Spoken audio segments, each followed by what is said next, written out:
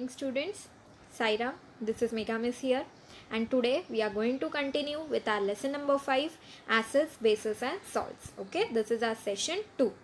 So in the last session, if you remember, we studied about the basic concept for an acid, what is an acid, what is a base, and what are salts.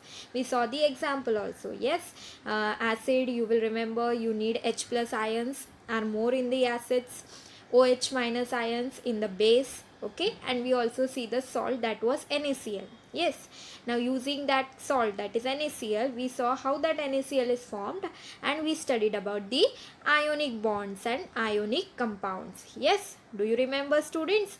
We studied about the formation of the ionic bonds between the two atoms. So we saw the example for NaCl. Okay, how the NaCl is formed. Yes, then we saw that the different scientists, they have given the definition for this acid and base, right? Now the Arrhenius was the scientist who said, he gave the examples for the acids and bases, and he said that what is an acid according to him? According to him, he said that when any of the acids, when it dissolves in water, it only dissociates, and after dissociating you get only H plus ions. Yes, you have studied about dissociation also. Okay, then what we studied, what was a base according to him? Base is any of the substance, when we dissolve in water, it will dissociate only in OH minus ions. It will give only OH minus ions. Okay, while in the acids, they will give only, they will dissociate and give only H plus ions. Yes, and we saw many examples also what he gave. Okay students, so I hope you remember all these things. Yes, now we will continue today with the next topic. So our next topic students is classification of acids and bases. Okay, we'll do the classification. Okay, now first one is a strong and weak acids, bases and alkali. Okay, what is the first one? Strong and weak acids, bases and alkali. Now first one, acids and bases are classified as strong and weak on the basis of the extent to which they dissociate in their aqueous solution. We have studied what are aqueous solution. Yes, so on basis of how extent it will get dissociate in their aqueous solution, they are classified as strong and weak. Okay, so what are strong acids students? On dissolving in water, a strong acid dissociates almost completely, and the resulting aqueous solution contains mainly H plus ions and the concerned acidic radical. Okay students, what are strong acids? Strong acids, you will remember, on dissolving in water, a strong acid will dissociate completely, means the acid will completely, whatever the resulting, whatever the two, now here for example we will take as HCl. You know it is made up of hydrogen and chlorine. So hydrogen and chlorine will totally get separated out as H plus and Cl minus. Okay, so completely dissociates, almost completely it is said. Yes, and resulting aqueous solution, so whatever the aqueous solution will contain H plus ions and the concerned acidic radical. So for example here as it is given HCl, so my H plus ions will be formed here students, and what is my concerned acidic radical? It will be Cl minus. Are you getting me? Okay, same way it is told, that is HBr. Can you see it here? Okay, and more example, HNO3 and H2SO4. So all these are the strong acids. Okay, you know, if you remember, I have told you HCl, HNO3 and H2SO4 are also called as mineral acids. Remember students. Okay, now the next one, weak acid. Now what is weak acid students? On dissolving in water, a weak acid does not dissociate completely.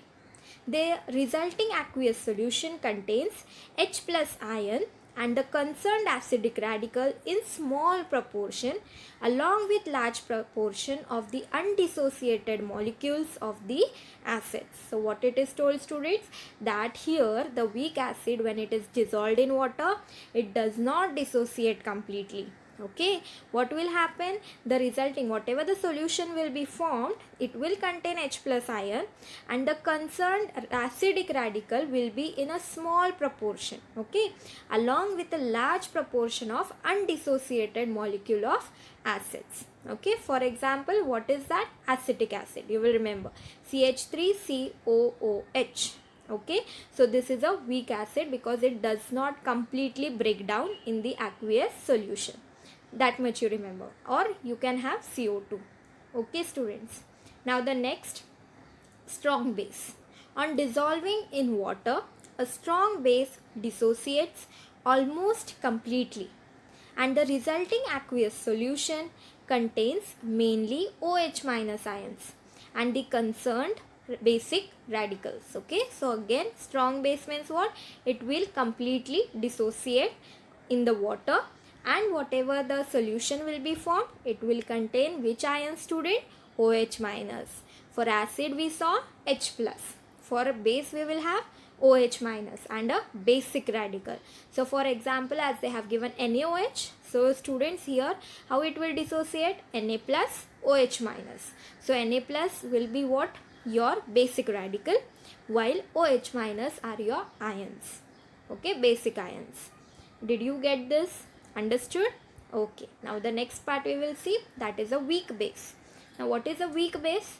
On dissolving in water, a weak base does not dissociate completely, as we saw for a weak acid, same way here also. Okay, the resulting aqueous solution contains a small proportion of OH minus ions. Okay, and the concerned basic radical along with a large proportion of undissociated, means some molecules remains undissociated, they do not separate out, okay, of the base. For example, NH3. Okay, students, so here when they form the ions, they do not complete in NH3, that is ammonia, when they separate out, they do not dissociate totally. Okay, some undissociated molecules of base remain. Okay, what is an alkali, students? The bases which are highly soluble in water are called alkali. Okay, what you will remember, the bases which are highly soluble in water are called alkali. For example, NaOH, KOH, NH3.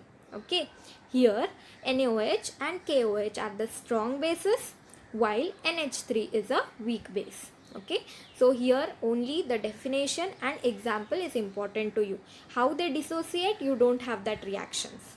Okay, now the next part we will see. These are some of the examples of bases.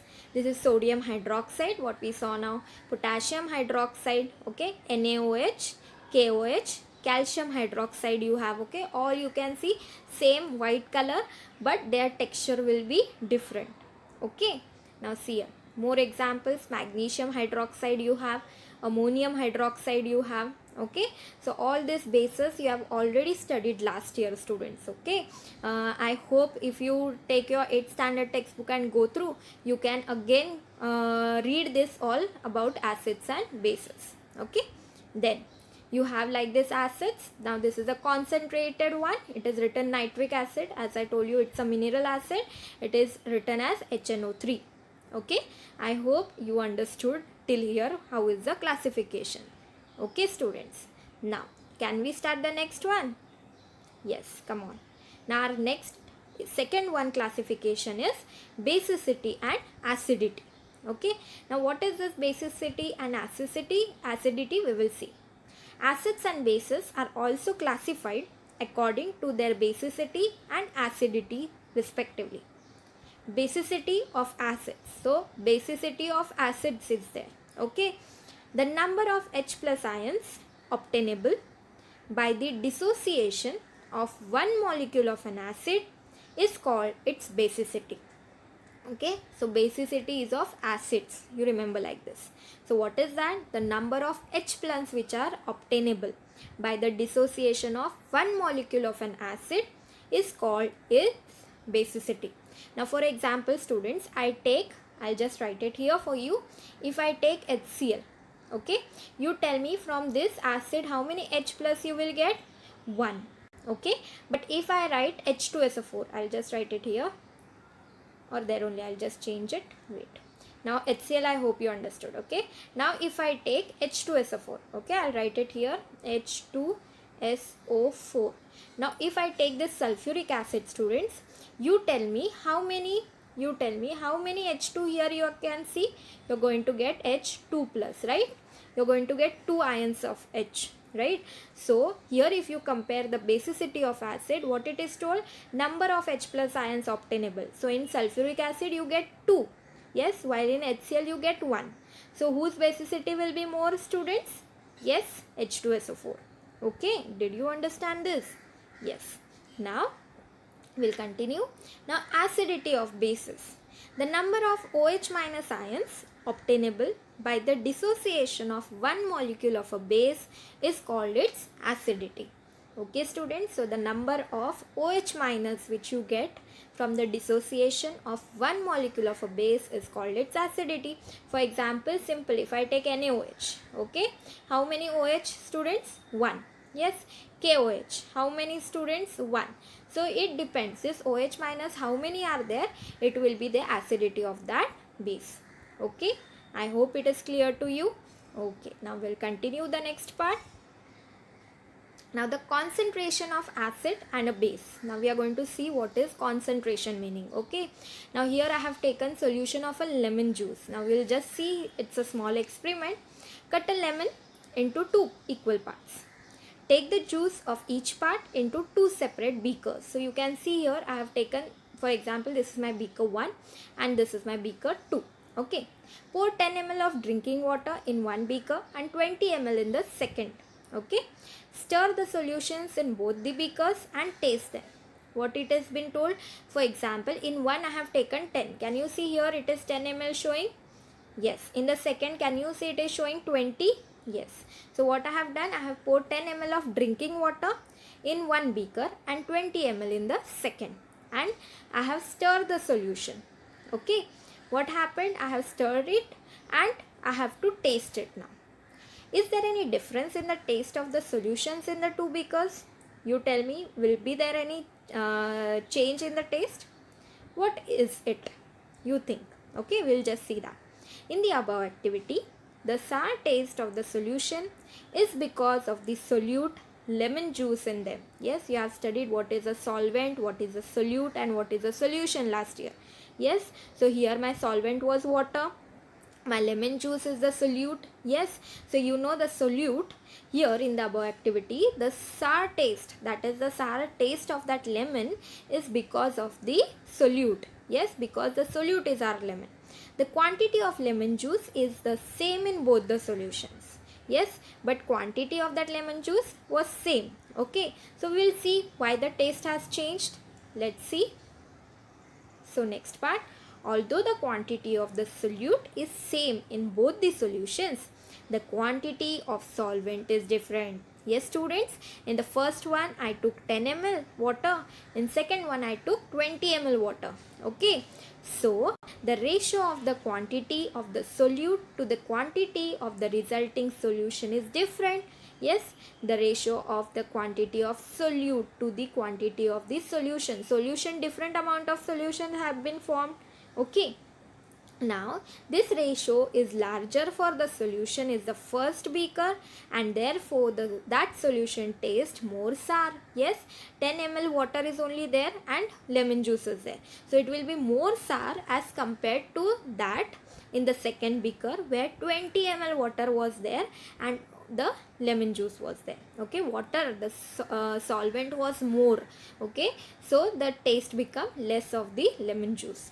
Okay, on the other hand, the proportion of lemon juice to the total solution in the second beaker is smaller and the taste is less sour. Okay, the proportion of lemon juice to the total solution was 20, in that some drops of lemon juice was there, so what happened, the taste was less sour.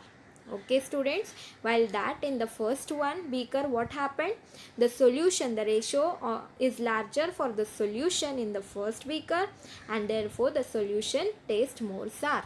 Okay, did you understand this? Okay, we'll continue. All the properties of a solution depend on the nature of the solute and solvent, and also on the proportion of the solute in the solution. Okay, on what it will depend, the properties of solution, it will depend upon the nature of the solute and solvent and the proportion of solute in the solution. The proportion of the solute in the solution is called the concentration of the solute in the solution. So how much amount of solute is present in that solvent, it is called as concentration.